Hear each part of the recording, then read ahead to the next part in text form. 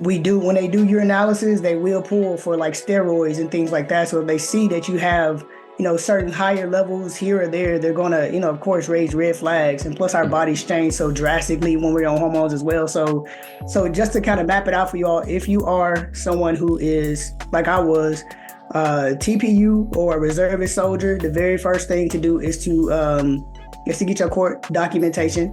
Once you get your court documentation, you're gonna go to DEERS. You're gonna get everything changed with DEERS in the system. Once that's changed and you get your new CAT card, you're then gonna go talk to your S1 personnel. They're gonna know what to do. If they don't, they're gonna do their job and they're gonna figure it out. And then from there, you're gonna make sure that your command team is notified. There are a lot of memos that have to go up to your commanders, things that have to be signed off on before things get pushed forward. So just a heads up for you how that process works. Just like a little quick little synopsis of it. But I mean, it's a drawn out process. It can take months, but it's up to you to stay on top of it and get everything switched over.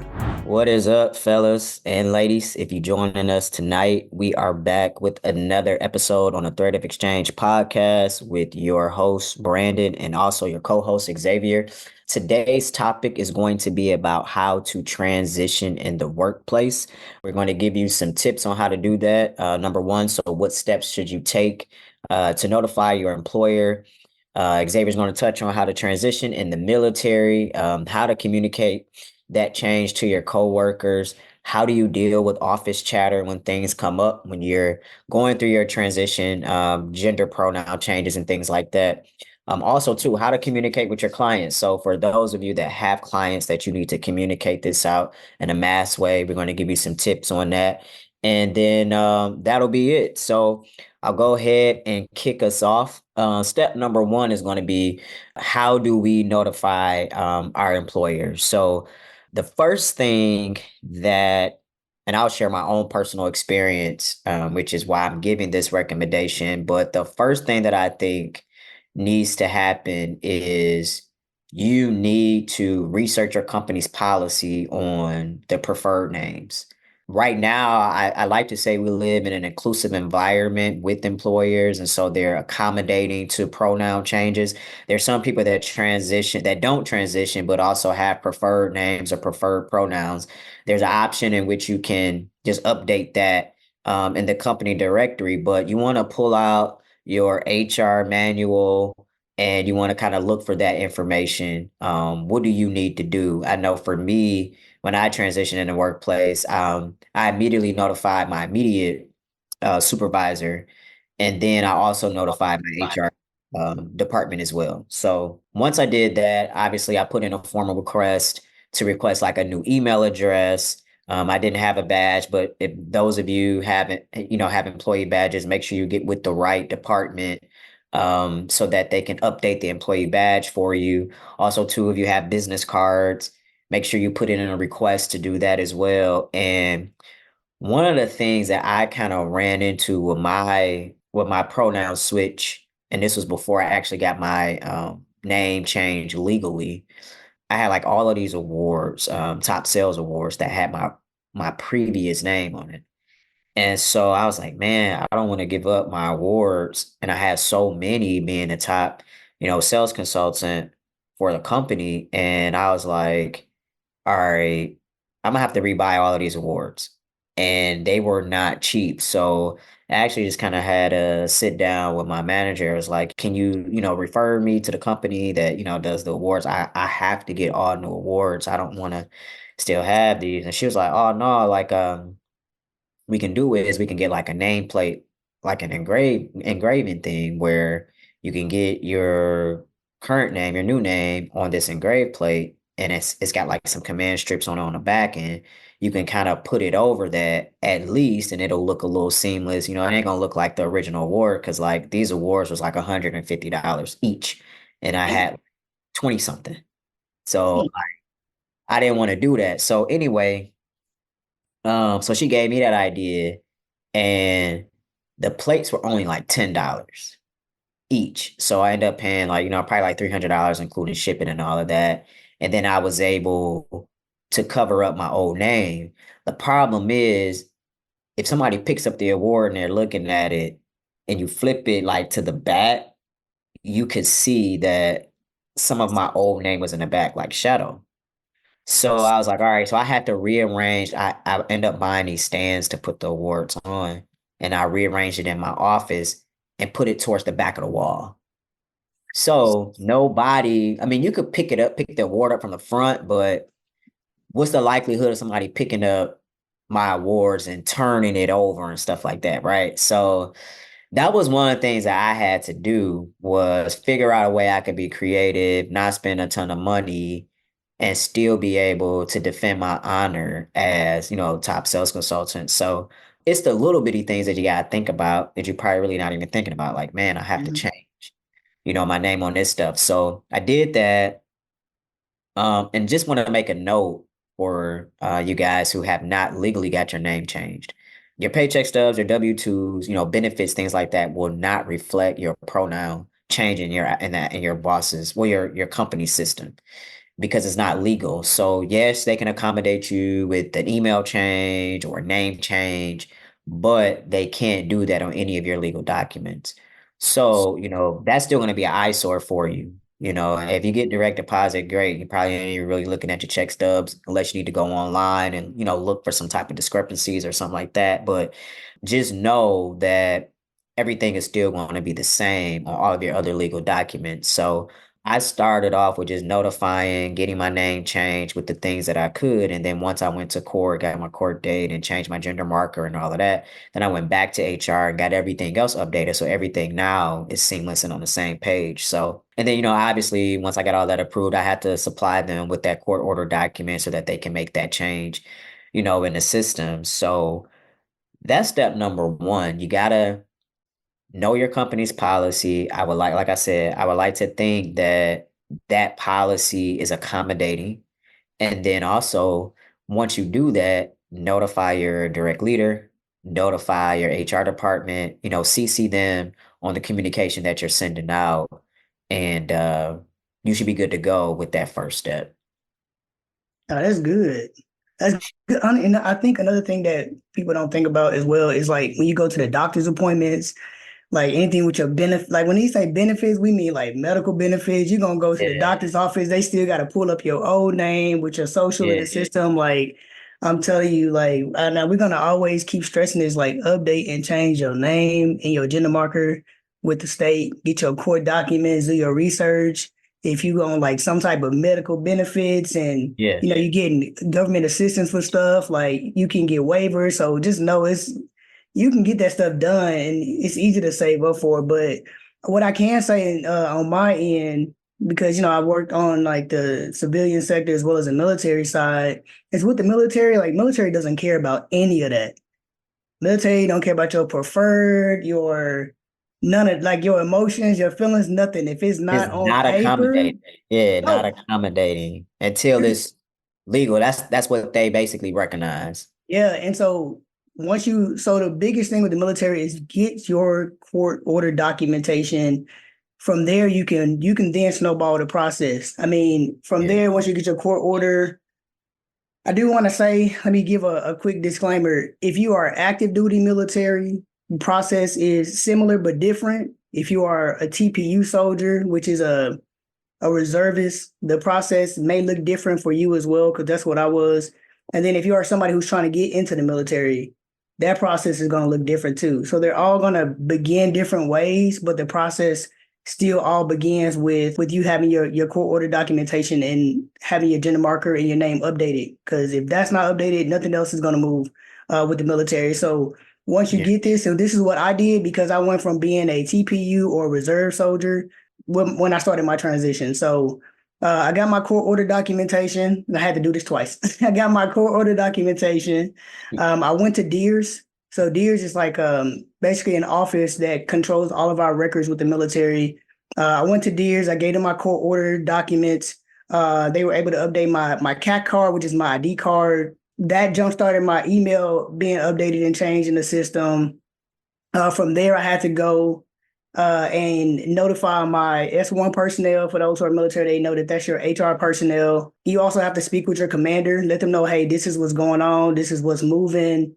Because a lot of times, especially if you're active duty, if you're trying to get any type of surgeries or anything like that, your commanders have to sign off on it. Like it's not they can't discriminate against you when with certain things, but your commanders have to know everything because in the military we do your analysis. So if your gender markers change and it's changed to male, you're gonna have a male observer. Things like this, like you have to think about things like this in your comfort level whenever you are deciding to go ahead and change things up with the military, and even still with PT tests, physical fitness tests, you're going to be expected to meet those criteria of the gender in which you are switching to. So if you're somebody who's not, in the best fitness category and you have a little bit of work to do and a little bit of change, remember your body's going to change. But if you change your gender marker with the military, the expectation is that you're going to meet all of the physical demands of that gender. So just kind of a heads up to you. For me, I waited until like 2 years until I kind of got my body in a better shape. But I'm not telling you to do that, but just a heads up for you. But one thing I'm gonna go back with the urinalysis aspect of it, because I know that is probably one of the biggest things that's very scary for us as transgender people in the military, period. It doesn't matter surgeries or not, but one thing that you can do is you can utilize the UPL policy or the urinalysis policy. That if you are a transgender soldier, you can request a specific individual. So if you have somebody you're really close with, then you don't mind them, being there with you when you do your thing. Or you can also request a medical personnel to do your urinalysis. So if they do pull your name on that list instead of somebody in your unit, you don't want to out yourself or whatever the case may be, you can request a medical personnel to do that. But at the end of the day, if you are a transgender soldier, somebody in your unit has to know. Your chain of command is going to be aware that you are a transgender soldier, because when they do urinalysis, they will pull for like steroids and things like that. So if they see that you have, certain higher levels here or there, they're going to, of course, raise red flags. And plus our bodies change so drastically when we're on hormones as well. So just to kind of map it out for you all, if you are someone who is like I was, TPU or a reservist soldier, the very first thing to do is to get your court documentation. Once you get your court documentation, you're going to go to DEERS. You're going to get everything changed with DEERS in the system. Once that's changed and you get your new CAT card, you're then going to go talk to your S1 personnel. They're going to know what to do. If they don't, they're going to do their job and they're going to figure it out. And then from there, you're going to make sure that your command team is notified. There are a lot of memos that have to go up to your commanders, things that have to be signed off on before things get pushed forward. So just a heads up for you how that process works. Just like a quick little synopsis of it. But I mean, it's a drawn out process. It can take months, but it's up to you to stay on top of it and get everything switched over. Mm-hmm. And I mean, I like the point that you made. It's on you to stay on top of it. Just because you send something in, yeah, in a perfect world, in a well-oiled machine, we would expect people to be on their job and, be efficient and, be very swift to handling business. But sometimes you don't know who you're dealing with. Right. In terms of their personal beliefs or whatever, you don't know that they could, just be kind of dragging it out. Like, who knows? You don't know, which is why I always say, like, there's fortune in follow-up. You have to follow up, and so this is not their responsibility to really do it as quickly. You have to make it your responsibility to make sure it gets done quickly. Yes. So whatever that needs to look like, reminders in your phone, whatever you got to do, make sure you stay on top of it, because this is detrimental to your mental health, especially if you're experiencing being misgendered and things like that. Sidebar, we do have a dope episode on misgendering, so check that out. We talk about being misgendered in the workplace as well. Obviously, this episode, it goes really well, it pairs really well with that, because we talked about the workplace and things like that, the challenges that you're going to have to face, but it is your responsibility to really follow up on that if this is something that you really want. So we're going to take a pause right now from the episode. I just want to say, hey, we appreciate you tuning in. Thank you for the comments and the engagement that you guys have been giving us. Please make sure that you like, share, subscribe if you feel like this content has been very valuable for you. Make sure you share. We want to get the word out, especially to our our trans brothers out here that, there's a link of support available for you. And as we continue to build this community, we just continue to ask for your support so that we can keep showing up and working for you guys. We get together every week. So make sure you like, share, subscribe this episode or any other the episodes that you've watched with us before. We certainly do appreciate your support. All right, so back to the episode. I'm going to y'all like I did that. Yeah. Just quick little break because normally I ask y'all to like and share and subscribe in the beginning, but we thought we'd just kind of kick it with y'all and just be more relaxed and a little bit more informal and just talk to you like a brother, you know what I mean? And that's like what we're striving for. But one thing I want to talk about, what I think is worth mentioning, is how to communicate this change to your coworkers. I think that probably is where a lot of people struggle because you have one manager, but you may have 30 people in your unit, 30 people in a department, maybe even more than that. Even if it's 10 people, it's Mhm. all of them against you. And not for you to feel attacked or anything like that, but you're gonna have to own up and be bold and walk in that and make sure everybody is on the same page as you. And so the way that I did it was we had like, daily sales meetings every day. We had a huddle, probably 9 o'clock, 9:30 in the morning, we had a huddle. And in my department, there was, I think, maybe about 12, 13 people total. So, it wasn't that big, but it's enough, for people to chatter, talk, and we'll talk about office chatter and all of that stuff too. But I announced it in one of our sales meetings.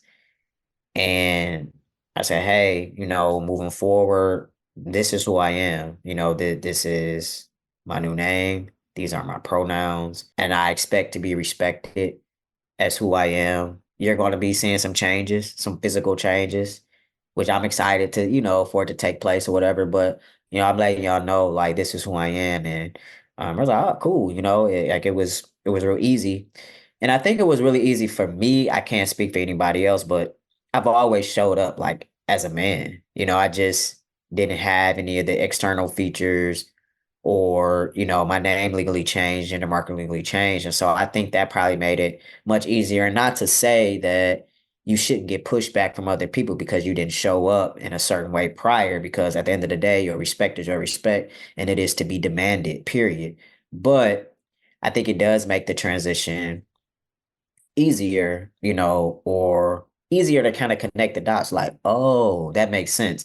I know there are people who transition, they go straight from cisgender woman, you know what I mean? Like not even no masculine appearing, persona or whatever. They just went straight from like a feminine woman to straight up transgender man. And I know that there are cases out there like that. I'm speaking about mine specifically, but I think for me, it made it much easier for them to kind of understand and connect the dots even more.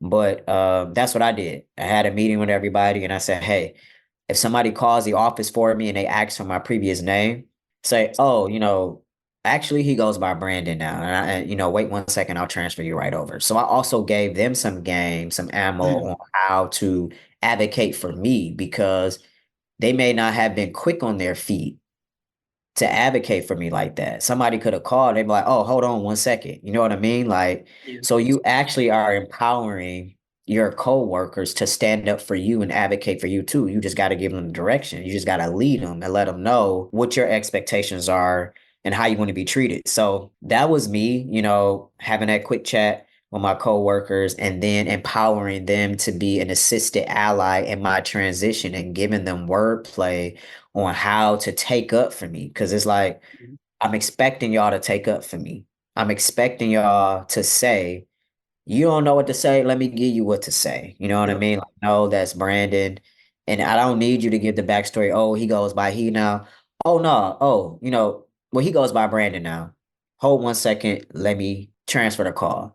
So I gave them that wordplay and it worked out flawlessly, for me. So that was another thing that I did. I did the formal process. I did the assistant ally process Now, if you don't want to do that, if you work in a larger department or bigger corporation or whatever the case is, then you can send an email, to your coworkers if that's what you want to do. You know what I mean? Like you can do that. And then also too, when you do that, you got everybody's email address, but you want to put it in the BCC field, so blind carbon copy, because you don't want to give that reply all as an option for somebody to make a mistake thinking that they emailing you directly, like, oh man, I didn't know. Oh, when was this? Or, people start to get curious and will start to turn. You don't even want to leave yourself wide open like that. So when you're sending emails, you want to send it in the BCC field so that nobody has that opportunity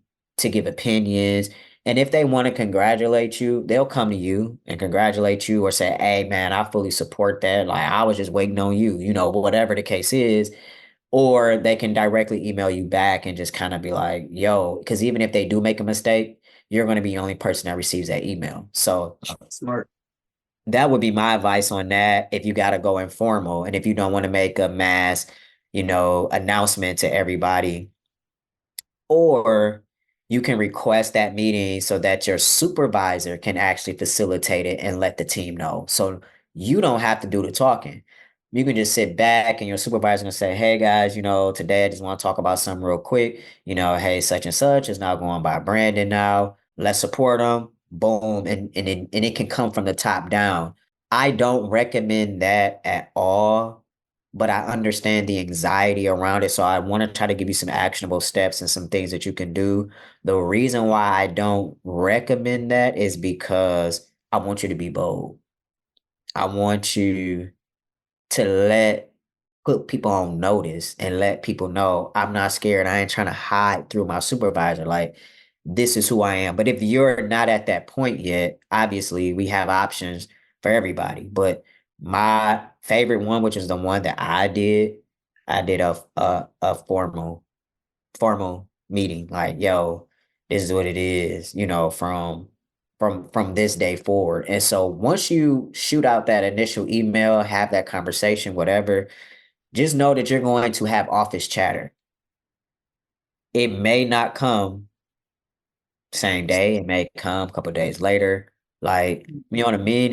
You're gonna have some office chatter. Man, the office chatter is really what gets you, because it's like people aren't brave enough to say it to your face. They want to talk behind your back. They want to call you all kinds of names. And honestly, like, there's a few things you can do. And when it comes to dealing with office chatter, I mean, the number one thing I want to make sure that you all understand is you do not ignore it, because you're giving people the right to disrespect you when you ignore things, pretend like they don't exist. All you gotta do is just correct people and just move on. Yeah. Correct them and move on. And if you hear it through somebody, you can take that. You can do whatever with that you want to. But for me, if I hear it through somebody, I'm gonna come back and I'm gonna come talk to you, just so you know that you're not gonna play with me. You're not gonna play with my name or my pronouns. Period. I mean that. And shoot, like, I mean, but if if you're somebody who is still struggling and trying to find your voice, another thing that you can do is, like Brandon said previously, is you can notify your direct supervisor. There's always hierarchies in which you can go up. You don't have to just go straight to like HR or go straight to like the CEO of the company or something like that. But make sure you use your proper channels of communication. The first is going to be your first line leader or your supervisor. And then from there, if your supervisor doesn't step in and do anything to mitigate it, if you haven't seen any changes, or if you're just extremely uncomfortable, notify HR. Because when you notify HR is going to reach out to your direct supervisor to let them know that there has been a complaint that's been filed. So you can do that. Another thing you can also do is, I know my previous job, we had an employee hotline. So you can just call the employee hotline, let them know what's going on, say, hey, I'm dealing with XYZ. And from there, they'll help guide you through filing a complaint. And then the last thing is going to be that Equal Employment Opportunity Commission. I know the company I was previously with, they were really big when it came to EO. The military is extremely big when it comes to EO, or equal opportunity. They don't play about discrimination. If anything like that is taking place, you can file a restricted or unrestricted report. From there, those reports go up to the chain of command. From there, if the chain of command isn't doing anything, you can go straight to JAG, which is like the judge advocate. And then from there, they'll do their research, they'll push it up, push it forward. So just know that you don't have to, it doesn't just have to stop with you, or it doesn't just have to stop with your supervisor, because everybody got a boss. And Yeah. when your boss's boss know about something that they should have handled at a low level, then that's when it's going to become an issue for that person. Mhm. So Yeah. always handle that office chatter. If you can stop it, you can nip it in the bud initially, then you do that. If you can't, then go to your next line leader and then just utilize that process from there. And I just want to kind of drive this thing home with the EEOC. I had the privilege of actually meeting a client that worked for the EEOC. And yeah, it was crazy. Like, Yeah. I mean, we there for business, right? She's buying something from me and I don't know where you work or what you do. And I mean, this is I guess why it's the best because I'm uncovering information, you know what I mean? Like where you work, all of that stuff. And so, she in our field, I'm always curious because not in our field, just who we are, right?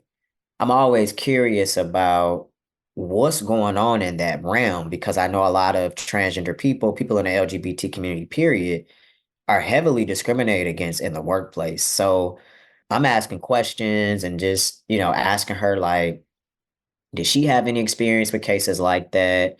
Which she did not, but her partner did. So she was telling me a lot, when I was like, walk me through the process, like what does that really look like? So listen up, because I want to give you some game if you're struggling with some discrimination in the workplace and you have went through all of your chain of commands and this has landed you with the EEOC. And now, if you've been keeping up with the news, the Civil Rights Act of 1964 and how they have now completely added sexual orientation, gender identity as a part of that protected act, like this information is for you. What happens is they send out an investigator to your place of business, your place of work, wherever you work at. And that investigator has to investigate your claim within a certain amount of time. Mm. So that's good if you have an attorney or whatever, that's good information for you to use because now you have facts like, hey, an investigator went on site. They have to interview everybody in that entire building that runs into communication with you, they interview and they ask those questions. Can you describe a time where there was a hostile environment? Can you describe a time where a person was misgendered or, purposely like, it's a big deal. If it gets to the EEOC, that's their job to investigate that. And obviously, the way that you help bolster your position with the EEOC is you have to have good records. So I'm mentioning that because out of all the chains of command where you don't ignore, you correct people, you notify your direct leader, you talk to the HR department, you contact the employee hotline anonymously, and now we're here. What you have to do, your responsibility is you have to keep copious notes. When I say copious, I'm talking about down to what people was wearing. I don't care. Any type of details you can provide that day. Like, Monday morning at 7:30 a.m., I came in at my normal time. Coworker X, he misgendered me. I corrected him. He disrespected me. Monday at 4 o'clock, I waited till everybody left. I went to my a manager, she brushed it off. She said, oh, I'm sure he didn't mean it that way. I came back to work Tuesday. Like, keep your own notes, keep your own paper trail, because that's going to help support whatever evidence, whatever this case is that you're trying to build against the company. Like, hey, I sent a letter, requesting, hey, can we have a meeting? Can y'all do something? Can I transfer? Oh, they denied my transfer. Like, whatever it is, Wow. like you can put those notes together and provide those notes to your investigator that's assigned to you at the EEOC. So if you got, my God, and I hope nobody is dealing with this, but I know it's real. If you get to that place, do everything that you can to paint that picture, because now they have information to work with. So when they go back on site, they can investigate these findings, and then obviously, you get to some type of whatever, if you got a lawyer involved or whatever. So it's really important that you don't try to memorize this by memory. You write down your notes, so that you can build the case and say, I contacted employee hotline on this day. I contacted the HR department multiple times. Print out your emails. Like, you know what I'm saying? Get your stuff together, because even if you don't think it's going to go all the way to the EEOC, start taking notes from the very first time you have the issue with the coworker. So if you correct them and you're trying to move on and they still giving you shit, you need to start running your notes, because now you already know, damn, I'm already on the second phase now. I already got to talk to my manager. So you may not think it going into it that you need to be very detail oriented and specific about different examples and environments, hostile environments that you've been in, but just keep that in your mind because of the type of person that you are. We are always susceptible to discrimination. So make sure you guys are doing that. And last but not least, the last point I want to make is how to communicate this change to your clients. I have a lot of clients, probably like over 400 clients. So I'm not, reaching out. I'm not sending out a mass email. I'm not to my clients, because my clients, I don't see y'all all the time. I see y'all when it's time to get a new product from me, which is about every 2, 3 years or whatever. So I'm not seeing those clients like that, not talking to them. So what you do is, when you're talking to repeat customers, clients, you just inform them then. Last time you saw me, it was 2, 3 years ago. I go by Brandon now. Boom. Oh, that's what's up. Oh, you know what I mean?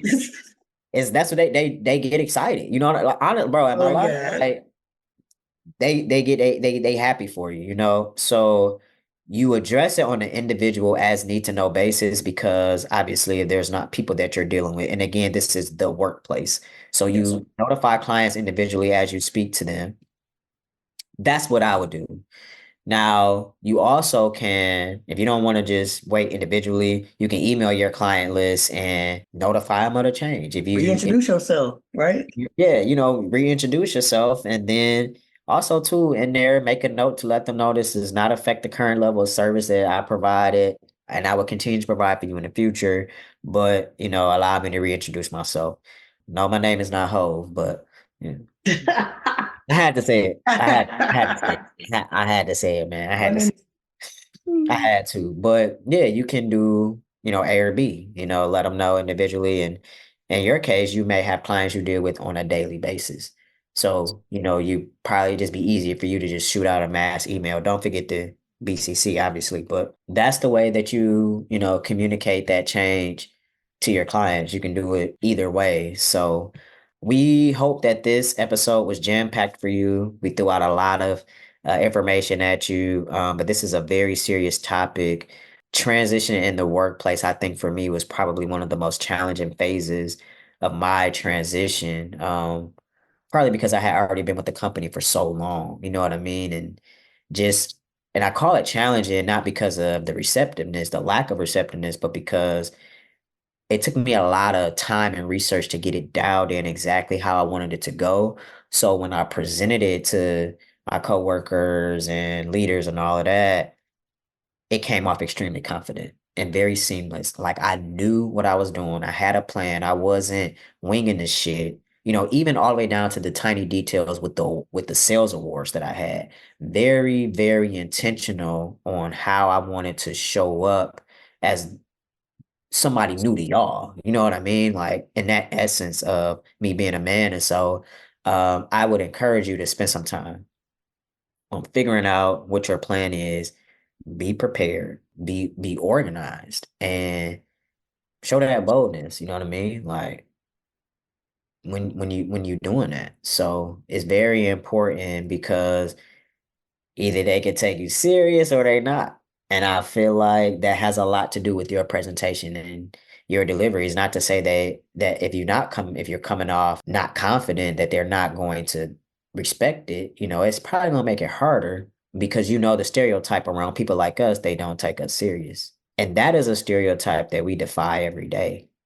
You know what I mean? Like being a type of husbands, fathers, men that we are, and that's what we want to do. We want to show the world. Just, just something different. You know what I mean? Like, yeah, that's pretty much all I had to say on that.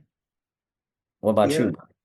But I just want to say that transition in the military is probably one of the most interesting things I've ever done because I usually hop units. I was usually hopping units like every 2, 3 years anyway. So, I'll be here for 2 years, here for 3 years. People kind of knew me, kind of knew of me. But being with the unit was previously with or assigned to, they knew me prior to. Like, they saw my face, they remember my voice, even though my voice changed and things were like slowly changing and everything like that.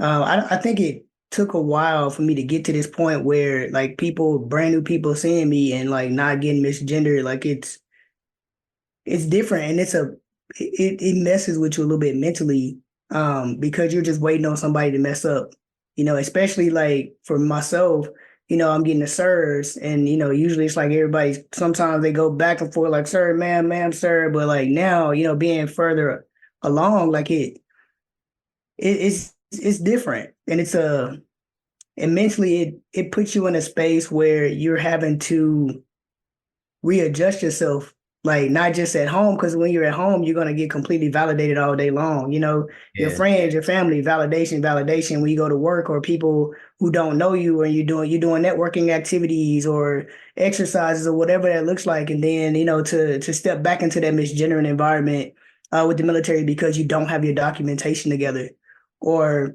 because you're not communicating these changes that's getting ready to happen with people. I think that's really the biggest thing is the communication pieces. I need to make sure that you're aware, because if you're aware and you're conscious of it, if you're aware of it, then most likely you'll choose to be conscious of it. Because if you don't, you might lose your job. Yeah. So You know what? For me, man, I left the company I was in with where I transitioned at and went to another company to take on a different role, and nobody knew the prior old me. And so it was such a fresh breath of air where I didn't have to be on edge or anything like that because they only knew me as Brandon. And if you have the opportunity presents itself to you for you to switch careers, mhm. locations, whatever it is, and kind of start over fresh. I highly suggest that if you have that opportunity. In fact, if you got an opportunity to go out your state, like if you super popular in your city like I am, of course the misgendering came on early on, but I think well, not I think I know that a lot of times I was on edge if I would be around familiar environments just because you've been knowing me 20 years, 10 Yes. years, 15 years, but you know what I mean? Like I just felt like so much more confident and more free and just relaxed in that new work environment. So, if there's like positions out there that maybe you've been thinking about or opportunities you saw that you were kind of curious about going for, where we'll put you in a different department, different state, different location, whatever, consider it. Yeah. Consider it because it definitely is a brand new feeling. You know what I mean? So I would say consider that. So well, that's it, y'all. That's it for us on transitioning in the workplace. Please like, share, subscribe, share it with our other brothers that are out there. And we will catch y'all on the next episode.